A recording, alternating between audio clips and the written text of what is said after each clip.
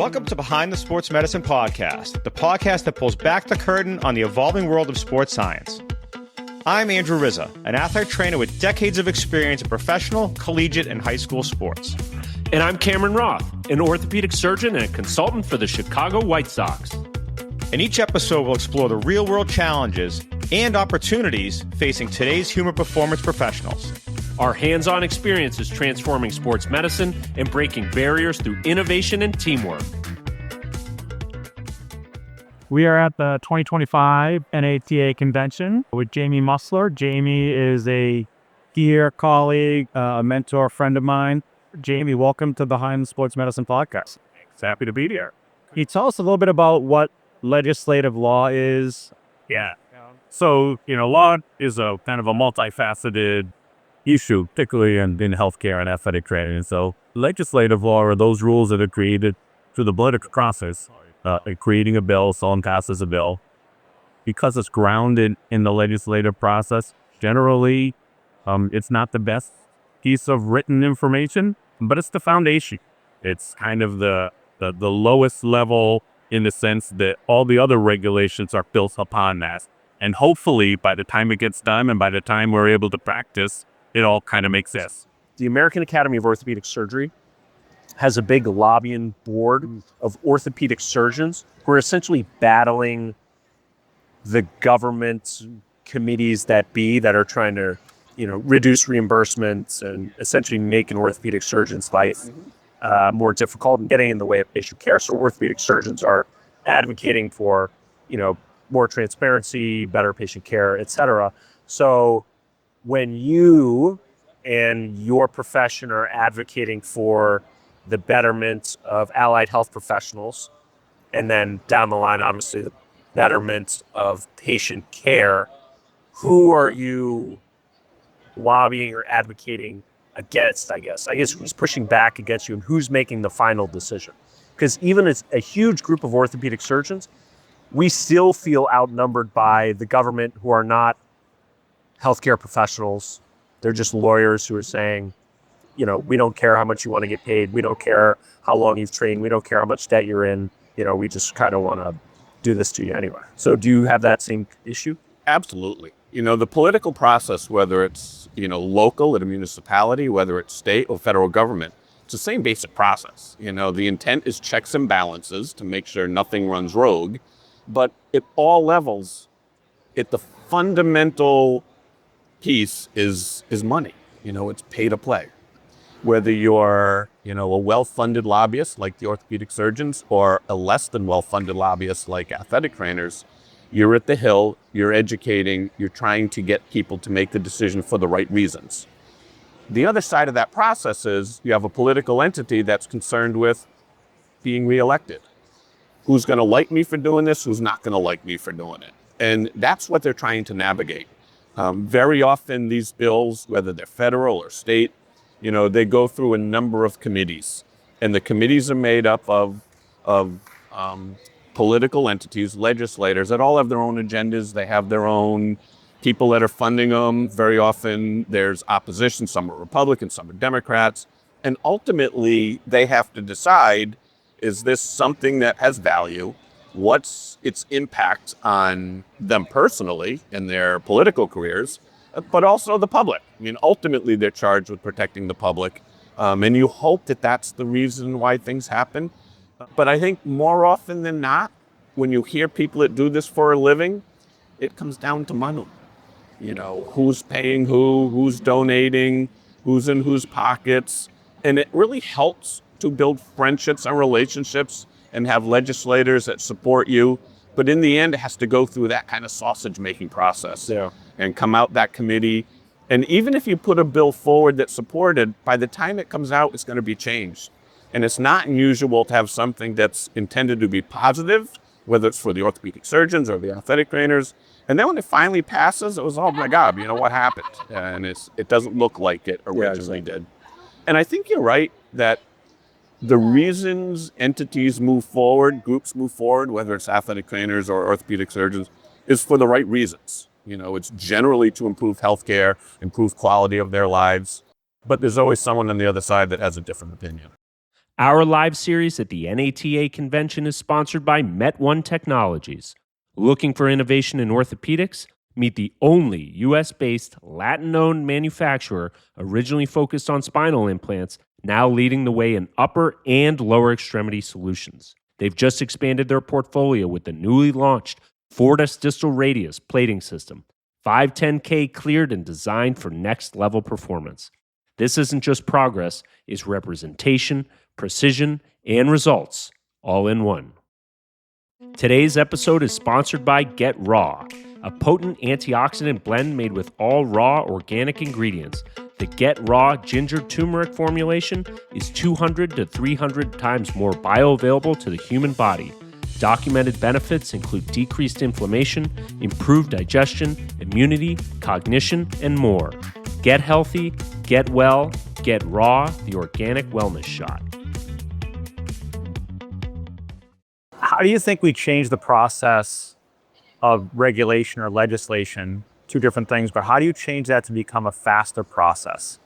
Because that seems like you said that key word was by the time it comes out, a key phrase, it's changed, or you redline, or you're changing whatever it is. How do we make that a faster process to benefit the healthcare provider? Do you have the magic wand to make legislation faster? You know, That was a better way to phrase it. Constitution was created years ago and it ain't going to change, right? That's true. By design, there are multiple entities.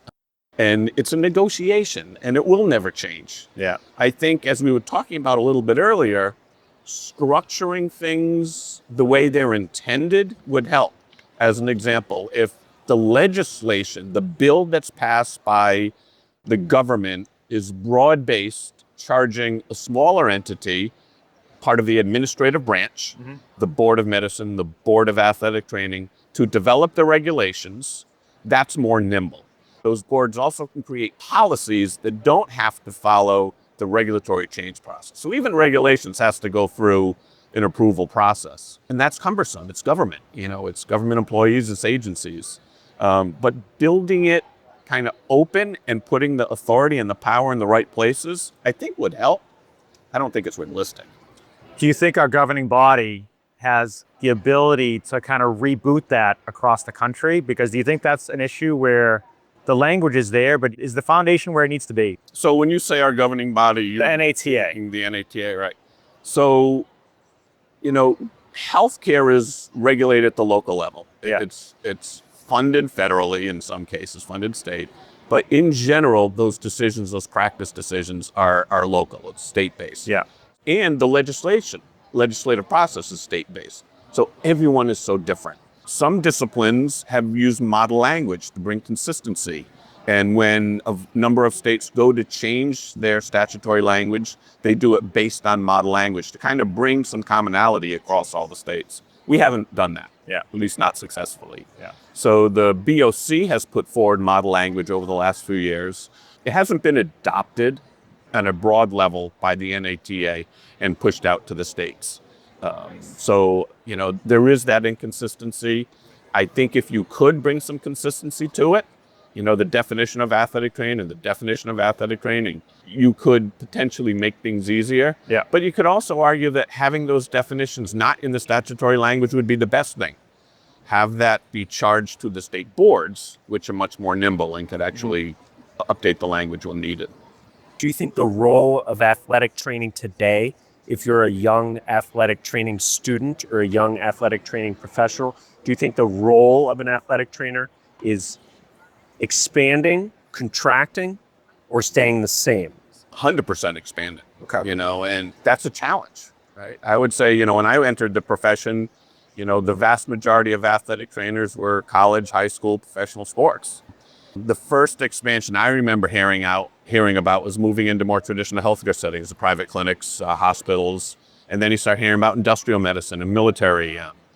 So it's definitely expanding, and it's expanding because there's incredible value to our skill set. The challenge is, and this is what we see in Massachusetts, that original definition from 30 years ago defined athletic training and what an athlete is. And it makes it difficult for an athletic trainer in Massachusetts to work in the industrial setting because it doesn't meet the pure definition of what an athlete is based on the legislation. So it's really restricting employment.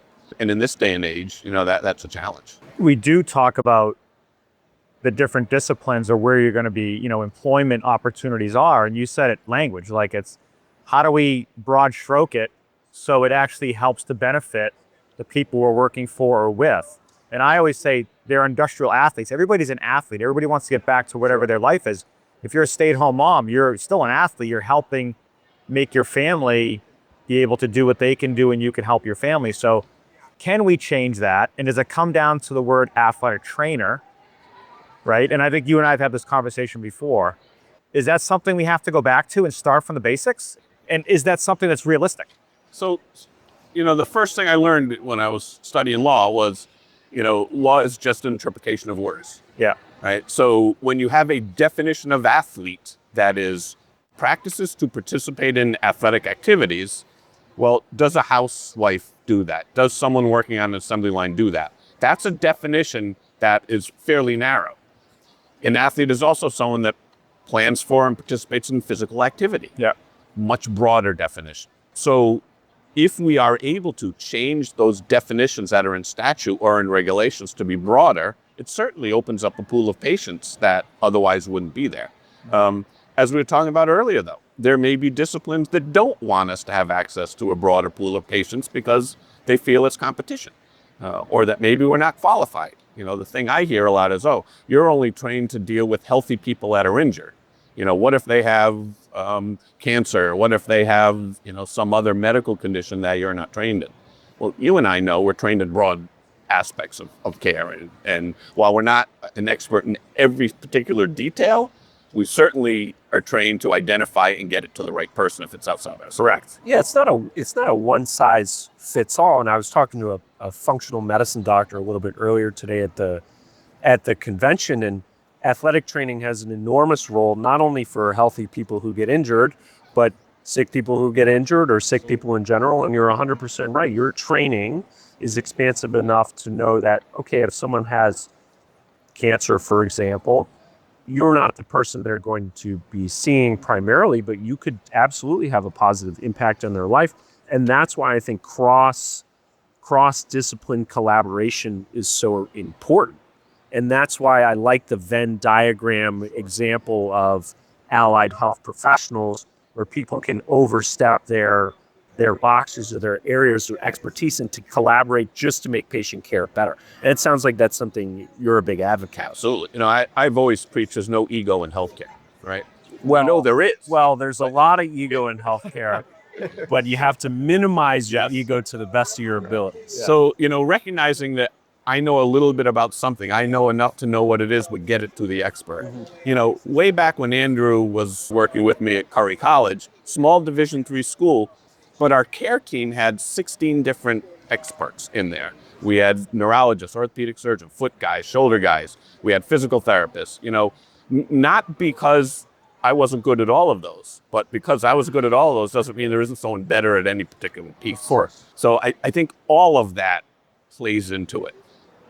I think what holds us back, though, is the ego of the provider, ego of the discipline that says, no, I'm the one. And that's a turf war. You were mentioning, this collaborative process. And one of the great strengths of athletic trainers is we see our patients far before they get to the traditional healthcare system. We're the original primary care provider. We're seeing them, we're in the schools. We have that opportunity to see that potential outlier, the cancer, the unusual thing, far earlier than it probably would be seen at the next physical exam or 2 years later when it actually starts to hurt. So that has to be part of our education, provided it's supported with this understanding that, there are other people out there that have to be part of your care team. And having that connection, I know Riz and Dr. Gill have had that connection for over 20 years. And although Riz and I don't technically work together, we still talk all the time, and I'm in Arizona and he's in Boston, but he can evaluate the athlete immediately. And then if it needs the care of an orthopedic surgeon, getting it to the orthopedic surgeon and then being able to continue the care non-operatively or operatively and then in the rehab process, I think is completely invaluable. Absolutely. It's fundamental to the athletic trainer's practice. And I think it's probably the greatest challenge for many athletic trainers, particularly those that are working at high schools. I think there's a misconception that if you have a physician, an orthopedic surgeon, a team physician that wants to see your patients, that he's supervising your practice. And that's not always the case. Supervising your athletic training practice? Correct. Which in many states is the requirement. That supervising physician takes responsibility for your practice. We work under the direction of, in most states, a physician. And that direction has to be clear and defined. It can be standing orders, it can be verbal at times. On occasion, athletic trainers, when their practice is questioned, they say, well, my physician said I could do that. Well, they ask the physician, it's like, oh, geez, I'm not sure, I would support that. That needs to be that very tight, close relationship, both personally from a communication standpoint, like you were saying, to kind of bounce things off of. But I would argue that it needs to be contractual too, on both sides, because you're both taking on risks. And that's something that is harder and harder for athletic trainers to come by. There's less value to teen physicians working with high schools and small colleges than there used to be, partly because of insurance, partly because of other, limitations to practice. And that makes it hard for athletic trainers to kind of do their job. And when I first started, we developed that relationship, Dr. Gill and myself, some 20 plus years ago. That was our first initiative is, okay, let's make sure that we're all on the same page, what the direction is going to be, how we're going to care for athletes, what the referrals are going to look like if we're referring. So there is that communication, that understanding like that you can provide X because you're educated and able to do that. And again, it's that relationship you're building with your standing physician. And then the key is to have a multimodal approach. Like Cameron mentioned, like that step over where you can work with other people within the industry because you're doing right by the patient. You're trying to provide, like you had mentioned, hey, this patient I think has had back pain at night. It's not characteristic. They should have not back pain at night. Let's get them in to see someone that can actually look at this further. Where this could be missed and not picked up for 3, 4, 5 months, that's not good. So the athletic trainer is definitely the key person in that care team. Well, and as old as you are, when you and Gil got together. I'm still 25, man. You didn't have standing orders. Same as he did 20 years ago. You didn't have standing orders. You didn't have standardized procedures. You didn't have to worry about practicing in the gray areas because there really weren't any. It was a little bit of people. All that you have to have, right? Speaking about that, is there any restriction in regards to licensure? And let's just talk about the state of Massachusetts, for instance, because we both work in that state. What are the restrictions to licensure if you're an athletic trainer? Is there, for people that don't understand what the difference between certification and licensure? Can you speak a little bit to that and how that works? Yeah, so licensure is the highest level of regulation for a discipline. Certification is next level down. And then things like registration are below that. So in Massachusetts, and the profession of athletic training has been lobbying and trying to get legislation passed to license athletic trainers in all states. And that's been kind of the advancement of the profession.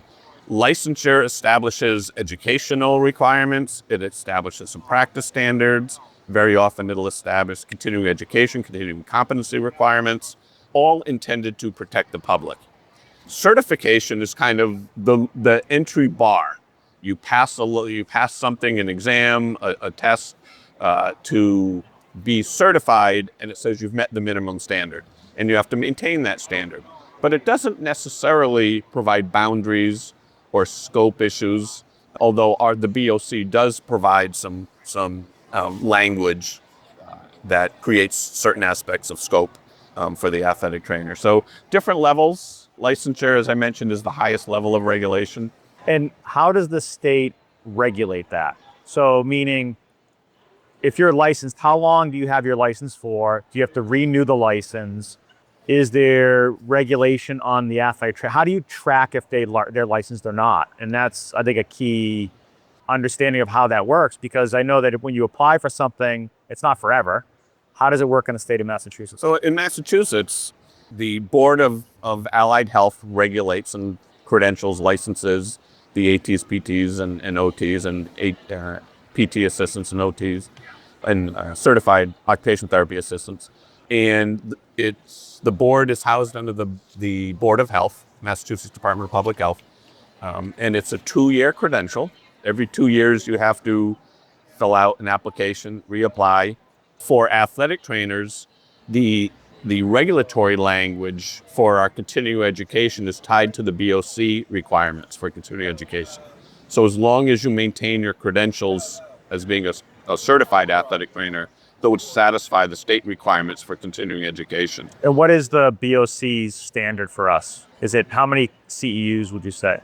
I think it's 50 per reporting I think area, so, yeah, 40 yeah. to 50. So we still have to have that. That's outside of the mass Correct. state. So, Okay. yes. So the other two disciplines in mass, it's board regulated. Yeah. And it's far more ambiguous and I argue lenient. There's a whole list of things that qualify for continuing education. Yeah. And the other disciplines that probably we wouldn't work for the BOC. Yeah. In addition, in Massachusetts, when they created the continuing education requirements for PT and OT, which was I think 2 years ago, they had some requirements that we didn't have through the BOC. So those were added to ours. So we have to have at least 1 credit in law and 1 credit in Ethics. Which is added on to our BOC. Yeah, I think it's 3 total, I think.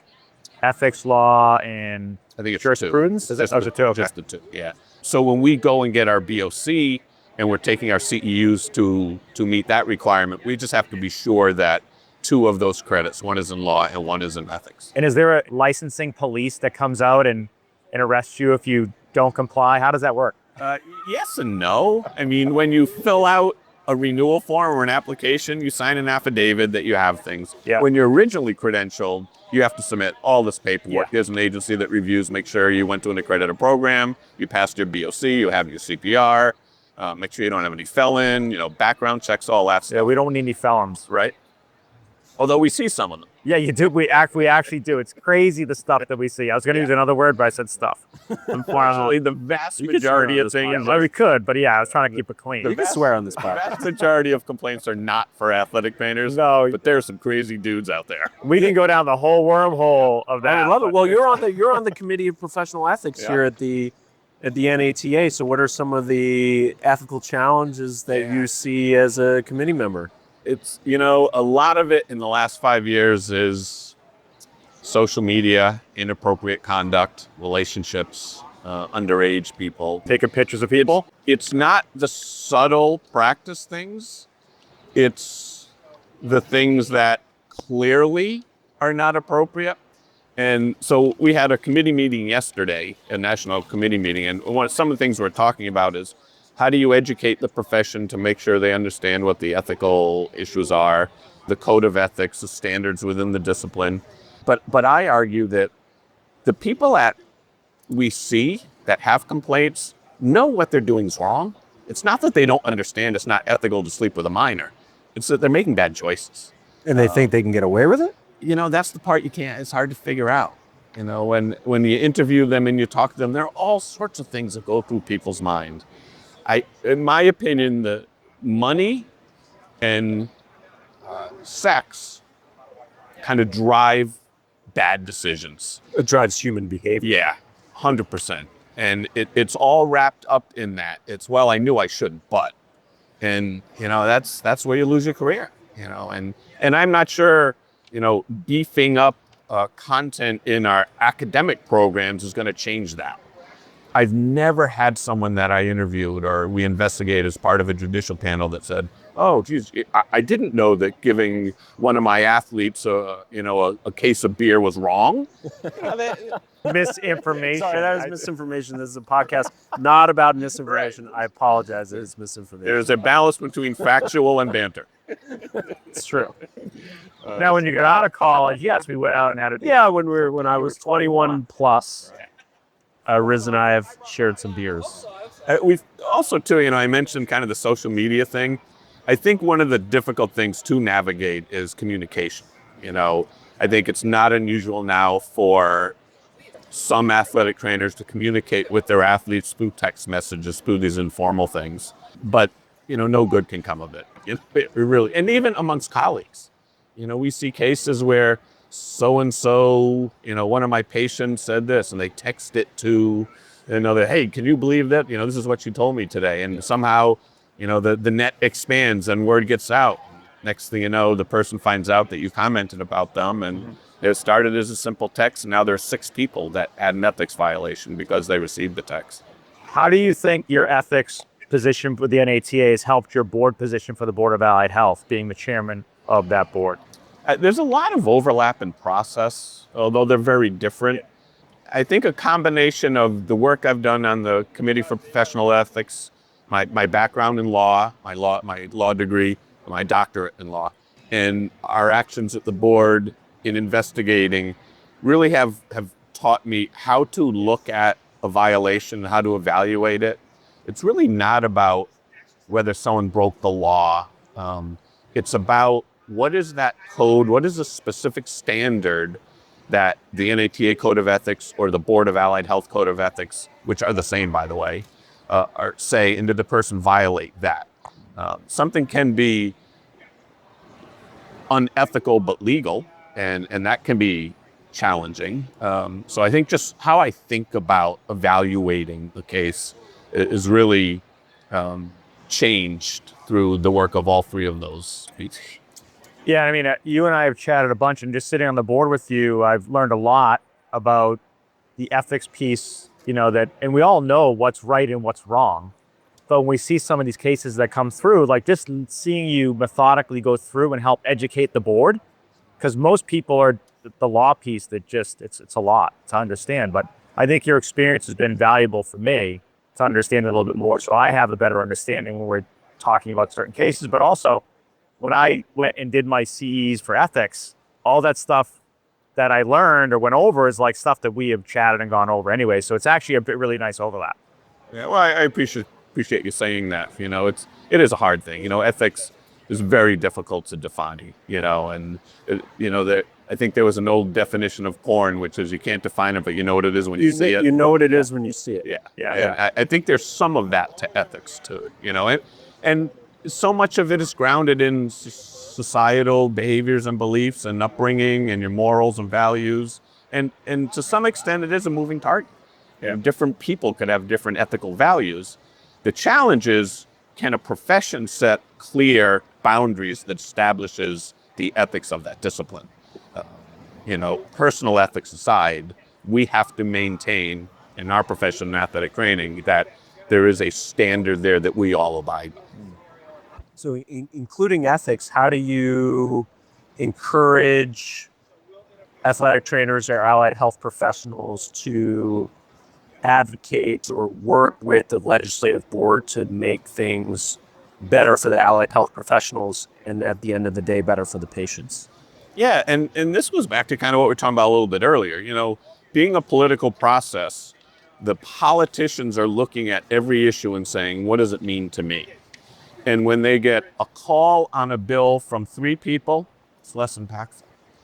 When they get a call on a bill from 15,000 people, all athletic trainers, all orthopedic surgeons, they're like, all right, so how many of those are actually in my voting district and can vote for me or against me?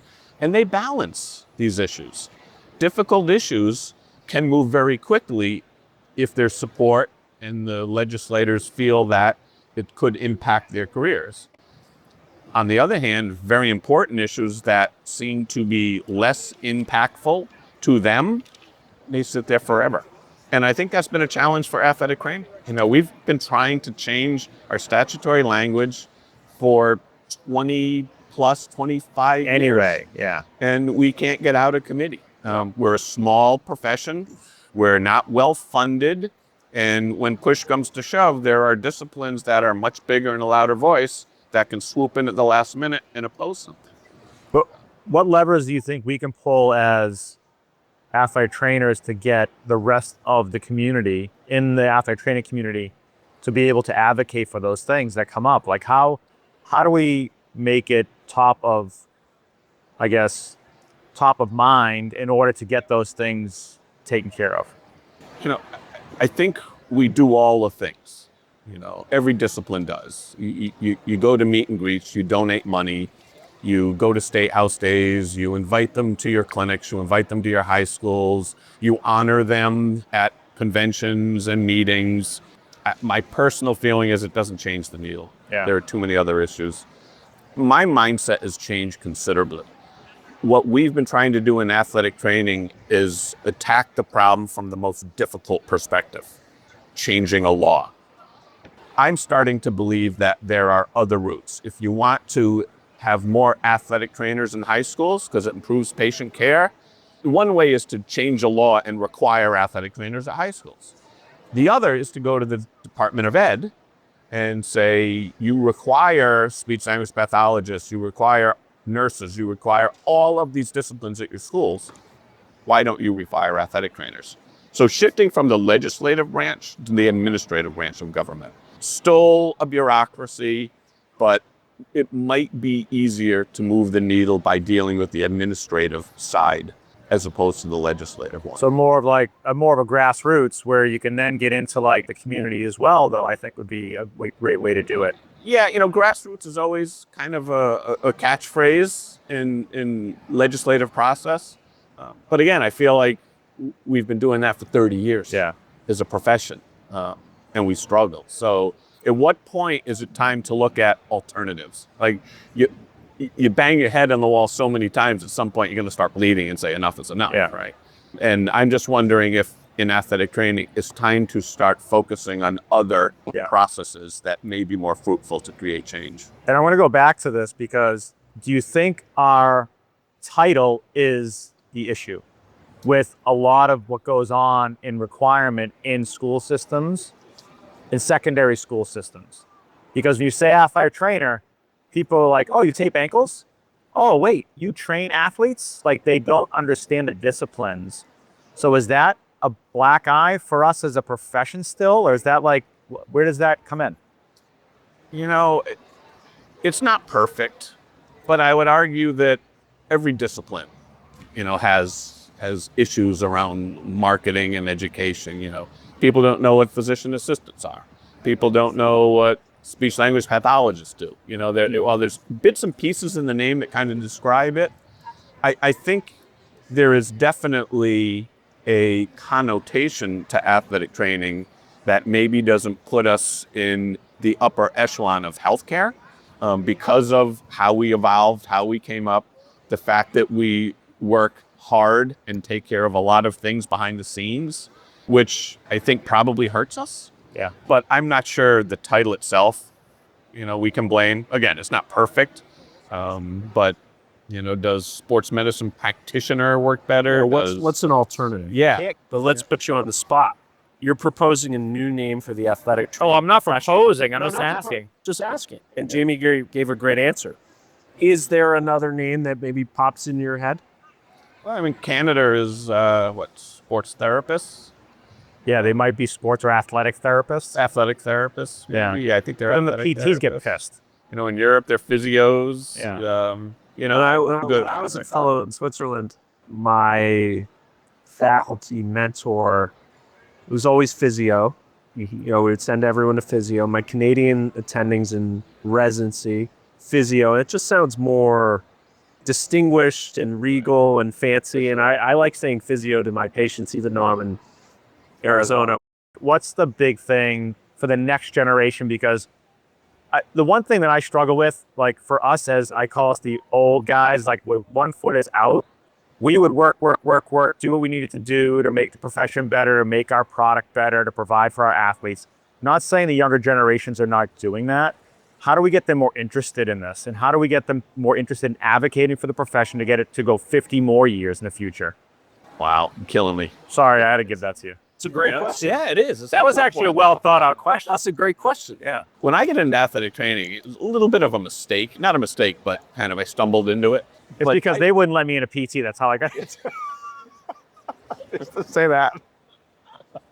Sorry, I interrupted. Go ahead. Wow, you just set the profession back about 40 years. Well, now we need to bring it back into the future. 50. Oh, we have. I already have. That's true. I developed a passion for it, and I just love being an athletic trainer. But I very early recognized the limitations, and I was motivated to create change. That's how I got into the legislative process, 30 years ago. And it's how I commit time now to volunteering and to trying to change and being on boards and to improve regulation and to expand the profession because it's important to me. As you mentioned, generations look at things differently. I was talking to a colleague yesterday here. He is a volunteer athletic trainer for the Para-Olympic rugby team, and he's been trying to cultivate his replacement for years. You can't find it because the first question they're asked, how much do I get paid? Do I have to work a 40-hour week? Will I get to go to Europe? And he's like, none of that matters, no to everything, but there's so much reward in it. Different generations have different things, and I do feel like the mindset's different. That's not to say there aren't young athletic trainers that are passionate and want to create change. I don't have the answer to how you cultivate it, right? You mentor the same way you do all social aspects of a profession, and recognize that you can't look at something in the moment. You have to look at big picture. If you're just looking in the moment, then you're miserable. We can't do this, we can't do that. This is a problem. This is good today. It won't be good tomorrow. But if you look at how far we've come in 10, 20 years and how far we will advance over the next 10 or 20 years, that gets a little more palatable, and a little more exciting. There are challenges along the way, but showing that passion, I think. No, I think that's a great answer. Well, Jamie. I'm not going to talk about my neck? Oh, yeah. You want to talk to Yeah, we are at the NATA convention, and you do have I don't want to call it funny, Well, I don't know. Interesting, relatable story Yeah. to the NATA and regarding your neck. You want to share that? Yeah, sure. And being an orthopedic surgeon, maybe I'll look for some advice here too. But, back towards the end of COVID, the National Convention was in Philadelphia. So came down for the convention, had all of my vaccinations, felt perfectly fine. I think I flew back on Thursday. That Saturday, we were leaving to go on vacation to our house on the Cape. And I got up Saturday morning, we packed the car, we went to the Cape, felt perfectly fine. Sunday morning, I think it was the 4th of July. I was sitting out in the yard having a cup of coffee. My wife yells at me, "You got to make a sandwich. We're going to the beach."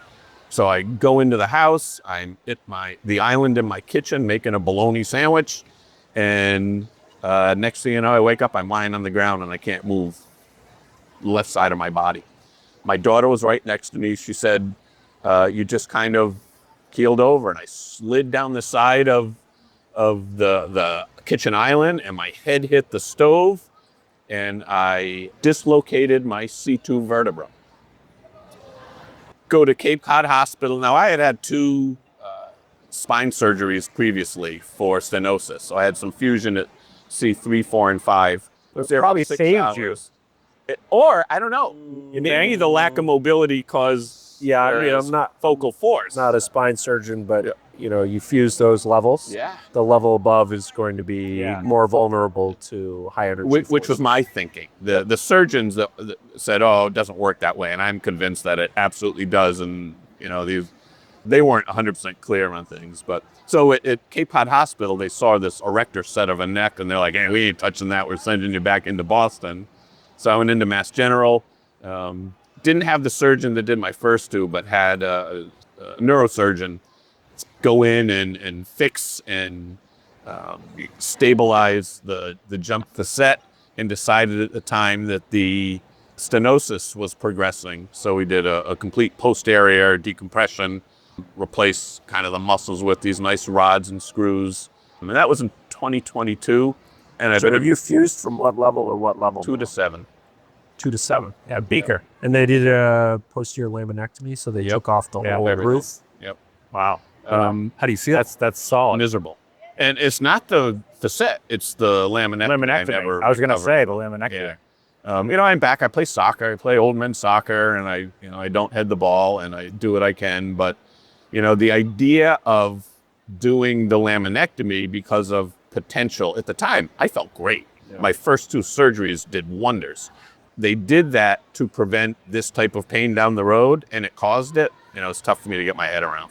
I'm having a tough time getting the surgeon to see me again, which is a bit of a hint that maybe something happened. But what would your advice be? So during the workup, I sat in Mass General Trauma Center for about 24 hours because they wouldn't operate until they figured out why I had passed out. And so they did cardiac, they did everything. And did they think it was vaccine related? So the only positive test was I was positive for COVID. Okay. But I had no symptoms. And at the time, it was new enough where this transient loss of Consciousness wasn't really in the literature. It came out a little bit later. But bottom line is I broke my neck making a bologna sandwich, man. And do you still eat bologna to this day? You know, it took me about 3 years, but just recently I had my first bologna And sandwich. nothing's happened to your neck since the bologna sandwich? No, but my son rags me to know that. You sure you want to do that? Maybe Dad? that's the sign to not eat bologna sandwiches. Yeah. Right. All those nitrates.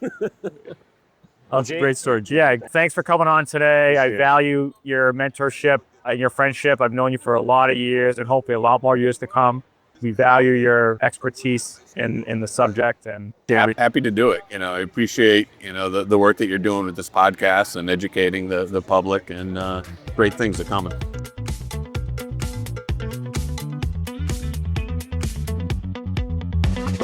Thanks for listening to Behind the Sports Medicine Podcast. Follow us on social media and check out our website. The information shared on this podcast is for educational and informational purposes only and is not intended as medical advice. Please consult a licensed healthcare provider for guidance related to your specific situation. We'll see you next week.